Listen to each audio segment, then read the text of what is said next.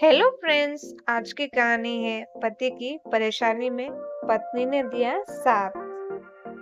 एक छोटे से शहर में मोहन और राधा नाम के पति पत्नी रहते थे। उसकी शादी को लगभग 7 साल हो चुके थे। दोनों का परिवार बहुत बड़ा नहीं था, लेकिन उनकी जिंदगी खुशियों से भरी हुई थी।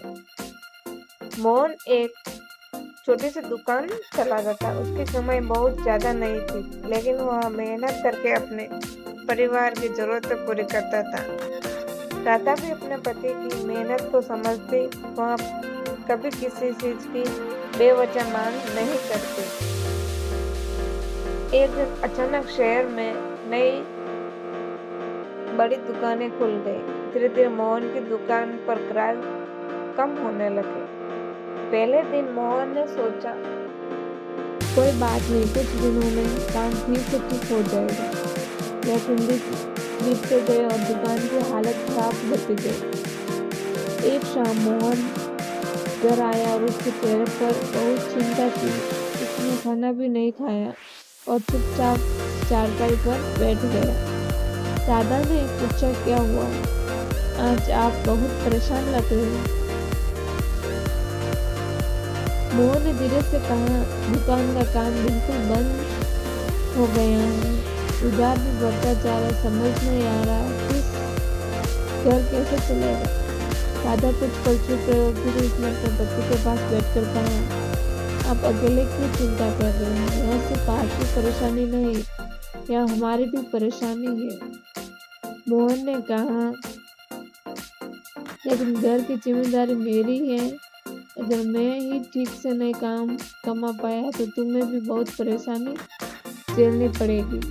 दादा मुस्कुराए और बोले, शादी का मतलब सिर्फ खुशियों में साथ रहना नहीं होता। जब जिंदगी मुश्किल हो जाए तब एक दूसरे का हाथ पकड़कर खड़े रहना ही असली रिश्ता होता है। मोहन की आंखों में आंसू आ गए। अगले दिन दादा ने घर के खर्चे की पूरी सूची बनाई। उसने देखा कि कौन सा खर्च जरूरी है और कौन सा कुछ समय के लिए रोका जा सकता है। उसने कहा, हम कुछ दिनों के लिए एक जरूरी खर्च बंद कर देते हैं। अब दुकान को बंद मत कीजिए, कुछ नया करने की कोशिश कीजिए। मोहन ने पूछा, लेकिन नया क्या करें? दादा बोले, आप इतने सालों से इस काम को जानते हैं, ग्राहकों से बात कीजिए, पता कीजिए कि अब क्या चाहिए। दुकान में वही सामान रखिए जिसकी मांग है। मोहन ने पत्नी की बात मान ली।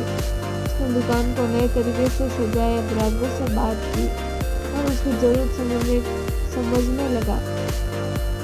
दादा भी घर के काम के बाद दुकान में मदद करने लगे।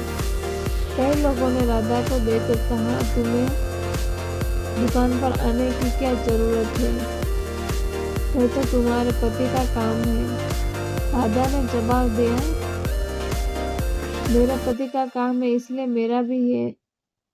जब घर की खुशियों में हम दोनों का हिस्सा है तो परेशानी में भी हम दोनों साथ खड़े होंगे।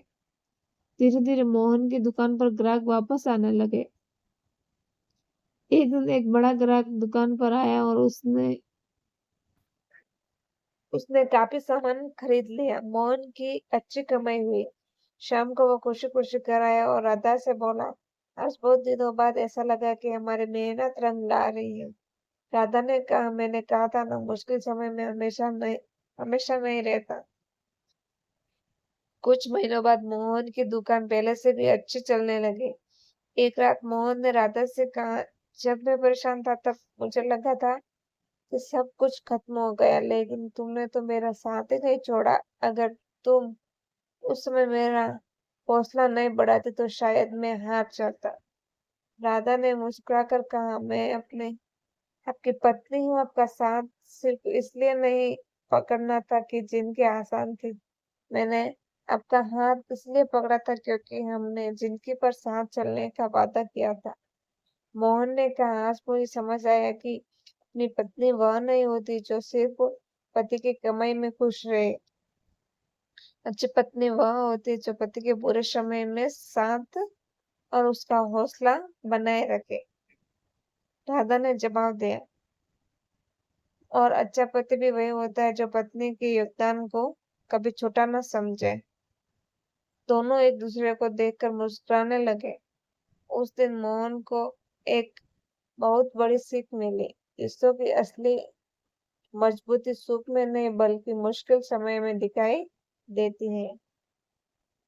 जिस घर में पति पत्नी एक दूसरे की परेशानी को अपनी परेशानी नहीं समझते, वहां मुश्किलें चाहे कितनी भी बड़ी क्यों ना हो, परिवार टूटता नहीं बल्कि और मजबूत होता है।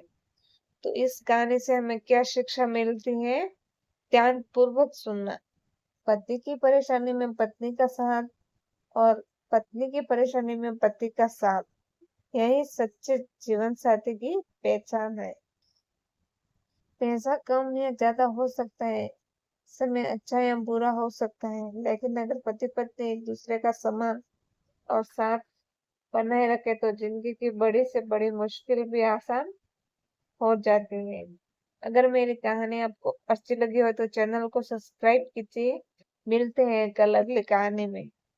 जय श्री कृष्ण।